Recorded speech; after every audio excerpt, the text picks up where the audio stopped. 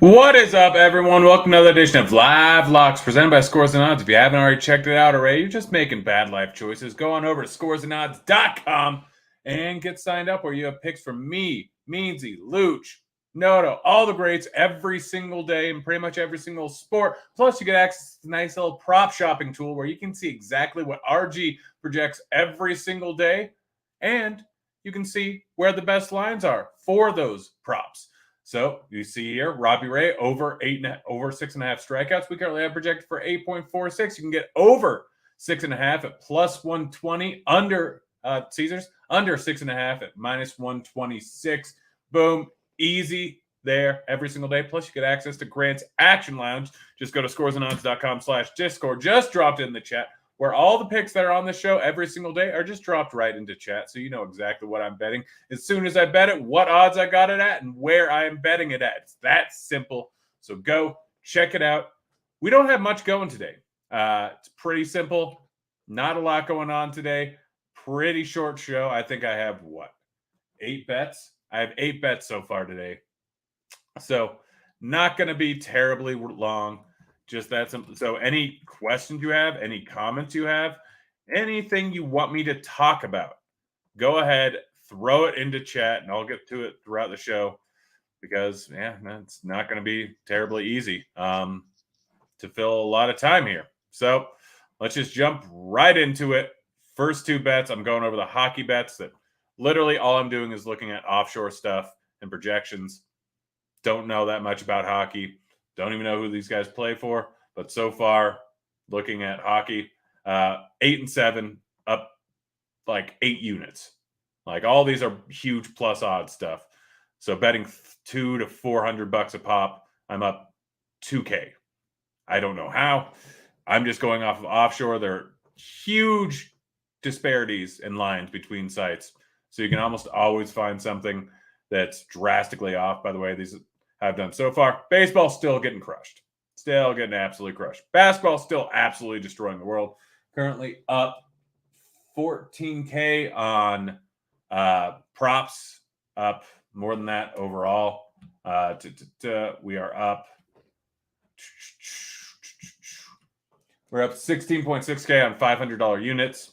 So up 33 units so far. Been going pretty well. Almost had a good day yesterday, but the blowout ended up losing almost every single bet in the Suns game.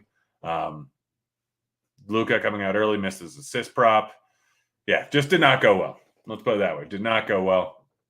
Still ended up profitable, barely up 1 unit yesterday. But 2 hockey bets. Sam Reinhart over 0.5 goals at Caesars plus 205.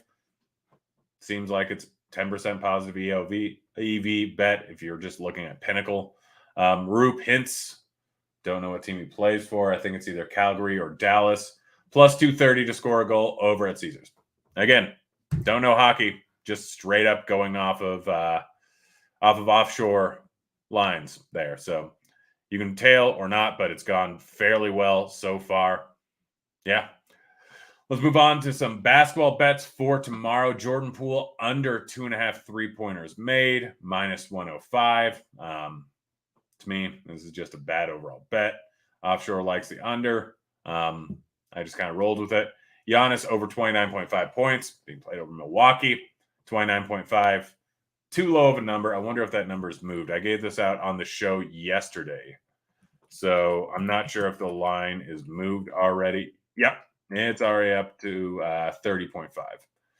So probably not a ton of value in that, although 30.5 at plus 100 isn't terrible. I still don't mind that one over at FanDuel. Jaylen Brown over 24.5 points. He's coming off a 30-point game.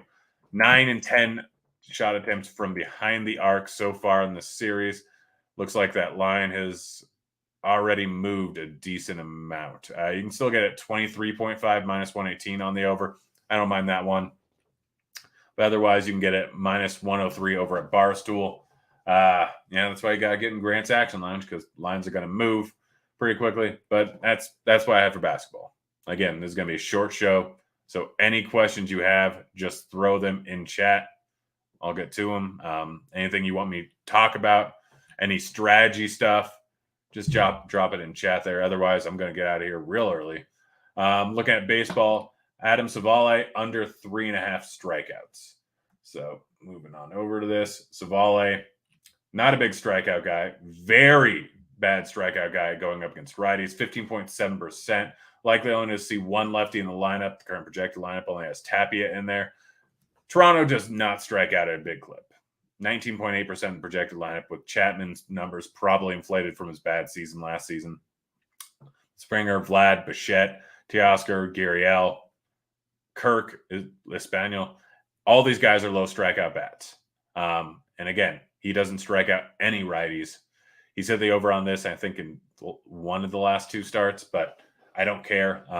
It's just a bad line when you consider the matchup. Got it plus 100 over at Fox Bet. Just a bad overall line. Earlier game, well, I guess not that early. It's not started yet. You still have about an hour. But I like the Brewers over 4.5 total runs, plus 105. Green so far, not the best control guy in the world. Guy throws straight up heat, throws over 100. Fastball, slider, changeup guy could potentially be absolutely great, but has not been great so far this season. 5.53 xFIP, 11.8% walk rate, giving up tons of fly balls, a lot of hard contact. Playing against Milwaukee, solid overall hitting lineup. Yes, he throws heat, but he's super wild, and you got Urias, Yelich, Adames, Peterson, lots of high walk bats in this lineup. And for a guy that really does not have a ton of control at this point, getting the under at plus or the over at plus 105 at MGM is just bad. So not taking the team, not taking the overall total because the Reds are just awful. Wait, did I already start? Was I looking at the little? Oh yeah, that game already started. So, all right. Well, if you're in Grant's Action Lounge, that happened. I thought it started at 1:40, not or 1:10, not 12:10. So 2:10, whatever it is, at East Coast time. I thought it started later. Well, off to a good start. I think that bet's pretty safe. Again, dropped it in Grant's Action Lounge over an hour ago. So hopefully you got in on that. It's looking pretty darn good. Walker over 4.5 strikeouts. Massive amount of plus odds on this. Seeing if it's changed. It looks like it dropped down to 3.5, which I still like over at Caesars. 3.5 at minus 141. I got it at 4.5 at plus 165.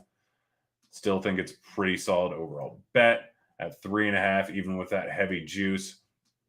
Going up against Philly, like Walker so far this season hasn't pitched much. He got injured. Last start had 73 pitches. Should get up to mid 80s here. Above average K rate guy, going up against a team that's right around league average. It's just a bad line. It's that simple. Like 3.5 if he's going to get up to 85 pitches. Walker's not a great pitcher, but solid enough strikeout stuff. Only a few guys that know how to work the count here. So getting it plus 165 is great. Again, lines moved to 3.5 plus 141 over at Caesars. That's the best line you're going to get. Still think it's a solid overall line. And that's basically it. Let's see. Aaron 007 has a few questions here. Nola, 7 Ks, 8 Ks, 9 Ks, 10 Ks. Ladder over at FanDuel. I don't like it. So Nola has been fantastic so far this season. He's been very, very good. I mean, looking at his strikeout counts, I know he started off a little slow, but pulling it up over on DK, looking at strikeout numbers, 9, 9, 4, 5, 7. So we started off a little slow. Been great the last 2 outings. One of them was against the Mets, and he did end up with 9 there. But Nola, I mean, he is going to face a lot of lefties. The Mets just aren't striking out at a huge clip so far this season. That's kind of my problem. I mean, he did just ended up beating it. I'm going to check to see Derek Carty's projection on Nola today. See where he has him at. He has Nola right around 6.5. I assume that's his line. Last time I checked, 5.5. heavy juice on the over. If you want to, that's not terrible. I mean, big problem is that there's more juice on FanDuel, but if you want to ladder it, it's probably not much negative value. Probably just a mediocre bet overall. But he has done well in the last two. I mean, he did just do really well versus the Mets last time. So if you want to, go ahead. Yeah, that's pretty much it for the show. Sorry, it's short today. Again, in the future, if you want to see me talk about anything on the show, tweet at me, drop it in Grant's Action Lounge, drop it in chat during the show. Still figuring this out. But again, so far, up a decent amount of units. Absolutely slaughtered again in baseball so far. Haven't gotten fully used to the new dead ball. So anytime there's a drastic change, like last season, I was able to adjust to it because I knew about it.